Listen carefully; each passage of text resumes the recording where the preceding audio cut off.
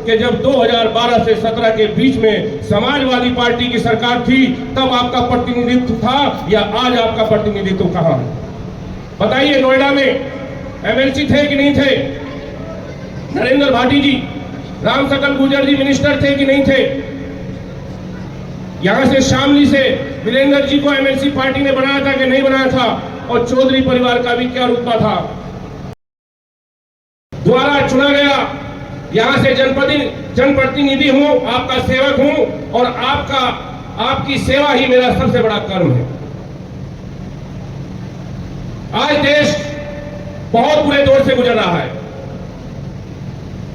जहां किसानों को उनकी फसल का उचित मूल्य नहीं मिल रहा है, खाद टाइम पर नहीं मिल रही है और खाद की बोरी में भी चोरी हो गई। तो ये बात शायद किसी से छिपी नहीं है। तो देश में जहां किसान परेशान है तो वहीं नौजवानों के पास कोई रास्ता नहीं है, रोजगार नहीं है। और आए दिन जो खबर मिलती है, कहीं पेपर लीक हो रहे हैं, कहीं लाठी चल रही है, कहीं डंडे चल रहे हैं। नौजवान भी परेशान है और आज व्यापारी जीएसटी की इस दोहरी मार से हर व्यापारी भी आज कहीं ना कहीं परेशान है। पूरे देश में, प्रदेश में त्राई मची है और जनता त्रस्त है और इस तानाशाह सरकार को हटाना चाहती है। हाथ खड़े करके बताओ, क्या इस सरकार को हटाना चाहते हो कि नहीं चाहते हो? तो 2027 में जो चुनाव होने जा रहा है, आप यकीन नहीं करोगे, ये चुनाव जनता अपने हाथ में ले चुकी है और ऐतिहासिक रिजल्ट 2027 में आएगा। समाजवादी पार्टी और आपकी पीडीएस सरकार 2027 में प्रचंड बहुमत के साथ बनने जा रही है। इसके लिए सरकार तो बनने जा रही है। सहारनपुर जो जिला है, यहाँ लोकसभा भी नंबर 1 से शुरू होती है और यहाँ विधानसभा भी नंबर 1 से शुरू होती है। लेकिन अगर हम विकास की बात करें तो शायद सबसे पिछड़ा उपेक्षित जिला अगर कोई है तो वो सहारनपुर है। तो हम चाहते हैं चौधरी परिवार और हम सब लोग मिलकर इस जिले को विकास में भी नंबर 1 बनाएं। आज जहां कोई गंभीर या मामूली बीमारी हो जाती है तो इलाज कराने के लिए आप लोगों को या तो चंडीगढ़ जाएंगे या दिल्ली जाएंगे या देहरादून जाएंगे।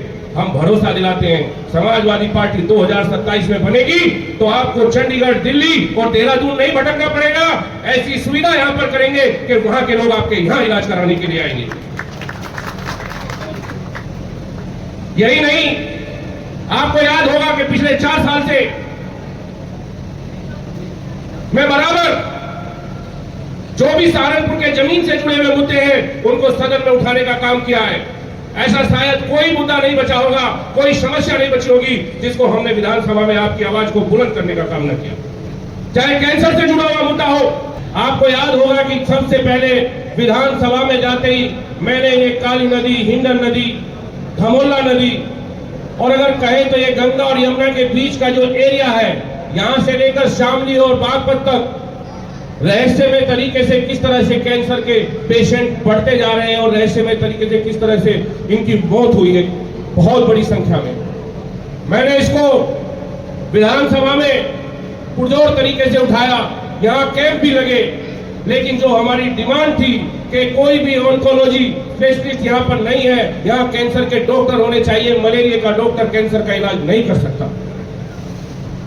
उसके लिए अभी विधानसभा से एक समिति भी बनाई गई है जो बहुत जल्द सहारनपुर के इन जो कैंसर प्रभावित क्षेत्र है इसका दौरा करेंगे और पूरी रिपोर्ट अपनी एक महीने के अंदर समिति को सौंपेगी। चाहे यहाँ कारोबार से जुड़ा हुआ हो, चाहे यहाँ वुड कार्विंग से जुड़ा हुआ हो, स्मार्ट सिटी से जुड़ा हुआ हो, वो तमाम मुद्दे मैंने उठाए जो आपकी समस्या थी। यहाँ पर 36 बिरादरी के लोग बैठे हैं।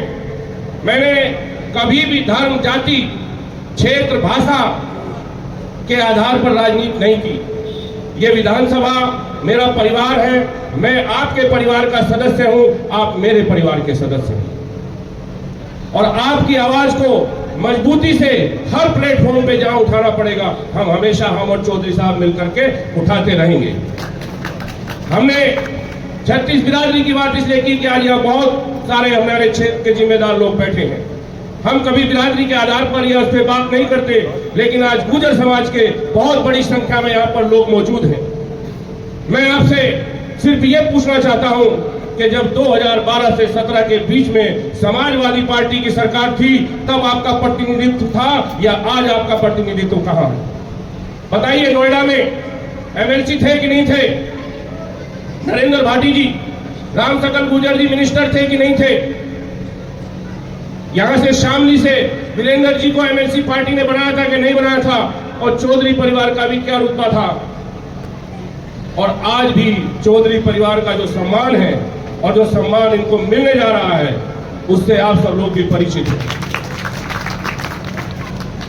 समाजवादी पार्टी कभी भेदभाव की राजनीति नहीं करती, सभी को साथ लेकर चलने की राजनीति करती है। हम और चौधरी साहब मिलकर के इस जिले को विकास में भी नंबर 1 बनाएंगे।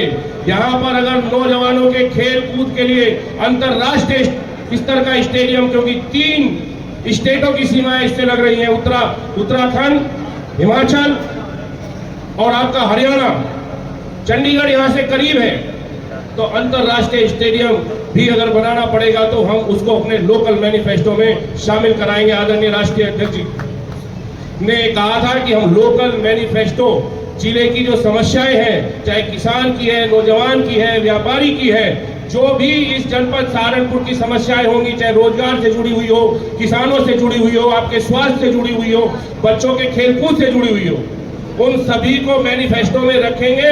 और अब हम लोग ये प्रयास करेंगे 2027 में जब सरकार बनेगी तो विकास का शुभारंभ सहारनपुर 1 नंबर से ही होना चाहिए। बहुत सारी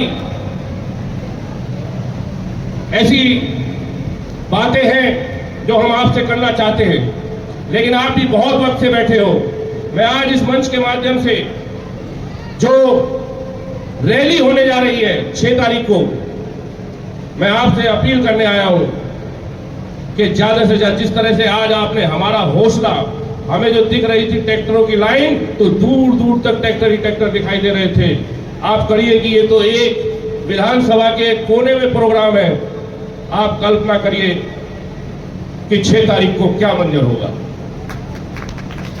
तो हम चाहते हैं, आपको याद होगा कि जब 2022 में चुनाव, विधानसभा के चुनाव से पहले भी चौधरी साहब ने की रैली के आगाज से ही उत्तर प्रदेश का चुनाव प्रचार शुरू हुआ था, और फिर ऐसा ही होने जा रहा है। और 2022 में आदरणीय राष्ट्रीय अध्यक्ष और हमारे नेता अखिलेश यादव जी ये घोषणा करके गए थे वहीं रैली में कि जैसे ही समाजवादी पार्टी की सरकार आएगी, लखनऊ और सहारनपुर की दूरी को कम कर दिया जाएगा एक्सप्रेस वे बना करके। अभी किसान भाई बोल रहे थे, उन्होंने दूसरे हिसाब से कहा था कि लखनऊ और सहारनपुर की दूरी कम हो गई, क्योंकि इस सहारनपुर ने वो दौर भी देखा है जब यहाँ के कार्यकर्ता और साथी लखनऊ नहीं पहुंच पाते थे, अगर पहुंच जाते थे तो शायद मुकदमे हो जाते थे। आज किसी को डरने की और घबराने की जरूरत नहीं है। हम हर तरह से आपके साथ खड़े हैं और हम आपकी कमजोर आवाज नहीं है। चौधरी साहब और हम आपकी मजबूत आवाज है, न झुकने देंगे, न आपका कोई काम रुकने देंगे।